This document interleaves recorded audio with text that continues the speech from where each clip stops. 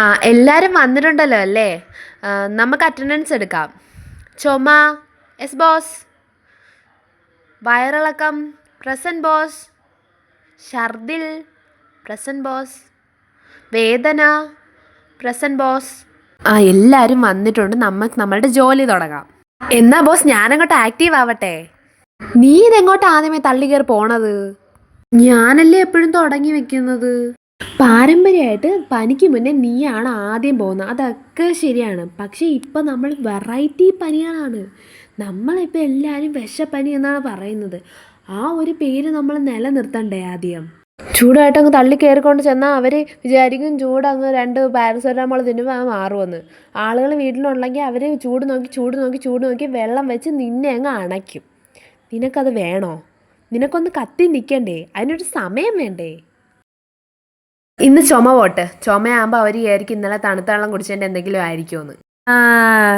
ഞാൻ തന്നെ പോവാം. ഞാൻ പോയാൽ ആരും സംശയിക്കത്തില്ലല്ലോ. നിനക്കെന്താടാ ഒരു വില്ലൻ ലുക്ക്? അത് ഞാൻ വില്ലൻ ചുമ ആയതുകൊണ്ടാണ്. ചുമ പോയി കഴിഞ്ഞ് കുറച്ച് നേരം കഴിയുമ്പോഴത്തേക്ക് ചുമ അങ്ങ് കൂടും. കൂടി കഴിയുമ്പോഴത്തേക്ക് ചൂടായിട്ട് നീ പോയാൽ മതി. അപ്പോഴത്തേക്ക് ഈ ചൂടും ചുമയും കൂടെ ആകുമ്പോഴത്തേക്ക് വീട്ടുകാർ വിചാരിക്കും ഈ ചുമ കൂടിയിട്ടാണ് ഈ ചൂടും കൂടിയെന്ന്.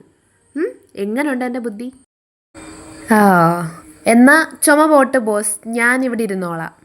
ബോസ് ഞാനെപ്പോഴാണ് പോകേണ്ടത്? അറ്റൻഡൻസ് എടുത്തപ്പോൾ തുമ്മലില്ലായിരുന്നല്ലോ, ഇപ്പം ഇതെവിടുന്ന് വന്ന്? ഞാൻ ഇച്ചിരി ലേറ്റായിപ്പോയി. ഇപ്പം എത്തിയേ ഉള്ളു. എപ്പോൾ വേണേലും പൊക്കോ. നിനക്ക് പ്രത്യേകിച്ച് സമയമൊന്നും ഞാൻ തരുന്നില്ല. നിനക്ക് ഇഷ്ടമുള്ള സമയത്ത് പൊക്കോ. കാരണം ആ കൊച്ചിന് എന്തായാലും അലർജി ഉള്ളതാണ്. അപ്പോൾ അലർജി ആണെന്ന് വിചാരിച്ചോളും. ഞാൻ തുമ്മി അവരെല്ലാം കൊല്ലും.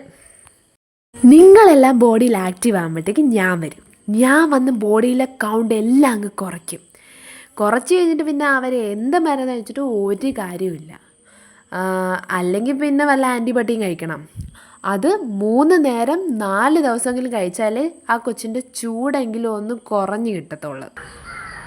പിന്നെ ഛർദിലിനോടും വയറിളക്കത്തിനോടും എനിക്ക് പറയാനുള്ളത് 2 പേരും ഒരുമിച്ച് നിൽക്കണം. Yes boss. ഛർദിൽ വന്നാൽ ഉടനെ വയറിളക്കം വരണം. വയറിളക്കം വന്നാൽ ഉടനെ ഛർദിൽ വരണം. രണ്ടിനും ഈ കുട്ടിക്ക് സമയവും കിട്ടരുത്. ഈ കുട്ടി ഛർദിക്കാൻ പോകുമ്പം ഉടനെ കുട്ടിക്ക് വയറിളവേം വേണം. ആ ഒരു സിറ്റുവേഷനിൽ നിങ്ങൾ 2 പേരും കൊണ്ടെത്തിക്കണം.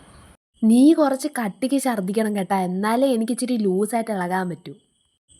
ഞാൻ കട്ടിക്ക് ഛർദിക്കാം. അല്ലെങ്കിൽ ഒരു വെറൈറ്റിക്ക് അവർ ഫുഡ് കഴിക്കുമ്പോഴത്തേക്ക് നീ ഛർദിക്ക്. അവർ വെള്ളം കുടിക്കുമ്പോൾ ഞാൻ ഇളകാം. വേദനയെടുത്ത് എനിക്ക് പറയാനുള്ള കാര്യമെന്ന് വെച്ചാൽ ചുമ, തുമ്മൽ, പനി, ഛർദിൽ, വയറിളക്കം ഇവരെല്ലാവരും വരുമ്പോഴത്തേക്ക് എവിടെ നോക്കണ്ട എവിടെയെങ്കിലുമൊക്കെ അങ്ങ് വേദനിപ്പിച്ചോ. വയറിളക്കം വരുമ്പോൾ എവിടെയെങ്കിലുമൊക്കെ വേദനിപ്പിച്ചോ. ഛർദിൽ വരുമ്പോൾ എവിടെയെങ്കിലുമൊക്കെ വേദനിപ്പിച്ചോ. ഇടം വലം നോക്കാതെ ചെയ്തിരിക്കും ഞാൻ.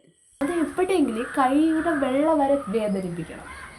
എന്നാലേ അത് കംപ്ലീറ്റ് ആവുള്ളൂ. നിങ്ങളെ പനിയുടെ ഒരു ജേണി കംപ്ലീറ്റ് ആവുള്ളൂ. കൈയുടെ വെള്ളയൊക്കെ ചുമ്മാ അങ്ങ് വേദനിപ്പിച്ചു. കാലിൻ്റെ വെള്ള പോലും മിസ് ചെയ്യരുത്. വേദനിപ്പിക്കുന്ന എന്തിനാ? വേദനിപ്പിച്ചങ്ങ് കൊന്നു കളയാം. ഓരോരുത്തരുടെ കാര്യം സൂക്ഷ്മതയോടെ ചെയ്താലേ നമുക്ക് വിജയിക്കാൻ പറ്റൂ.